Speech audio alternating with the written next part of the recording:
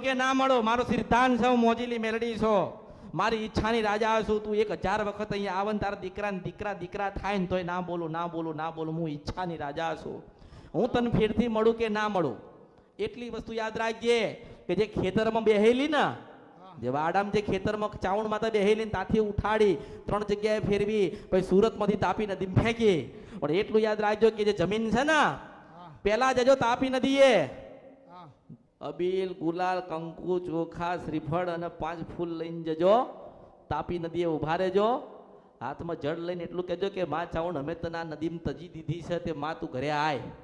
અને માં તને બેહાડીએ જેવી હતી, તારી મૂર્તિ તો અમે તને ના લાવી શકીએ, તારું શ્રીફળ તારું ના મૂકી શકીએ, પણ તારો દીવો કરીએ. નાનું મંદિર જેવું બનાવીને એને આપી તો શકે ને આટલું. જો મેં નથી કીધું કે મારું મંદિર બનાવજે, મેં નથી કીધું કે મારા વધામણા કરજે. હું તો તમારું જે બગડી ગયેલું, જે રિહાઈ ગયેલી છે એને બનાવવાનો પ્રયત્ન કરું છું. આપણે દવાખાનું બંધ કરવું છે ને, આ બધાને આત્મહત્યા કરવાના વિચાર થાય છે, બંધ કરવા છે ને.